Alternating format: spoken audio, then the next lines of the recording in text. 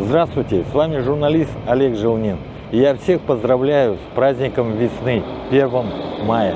Но в особенности членов садоводческого некоммерческого товарищества «Сатал». Они отстояли свои права в Верховном суде Республики Саха-Якутия. Все началось с того, что в 2023 году после утверждения генерального плана города Якутска мы подавали заявление в окружную администрацию города Якутска, чтобы перевели правила землепользования в соответствии с утвержденным генеральным планом. Но на что мы получали отказы, и мы, получается, вынуждены были обратиться в суд Верховный о том, что наши земли, они не являются землями сельхозназначения, они являются землями садоводческих товариществ с правом возведения капитальных строений.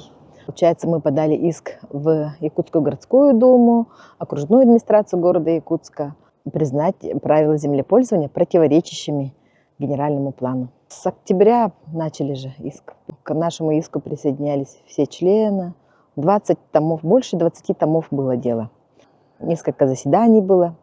Был представитель республиканской прокуратуры, который дала заключение положительное, поддержала наши иски.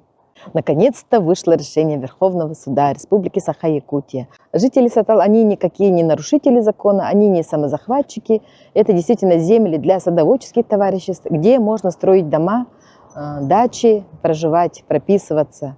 То есть то, что раньше мэрия направляла иски о сносе, о самовольном строении, они сейчас будут, суд вынесет решение об отказе в удовлетворении тех исков. Но сейчас надо, чтобы окружная администрация в срочном порядке передала документы в Якутскую городскую думу, чтобы депутаты на внеочередной сессии приняли соответствующий нормативный правовой акт о внесении изменений в правила землепользования города Якутска.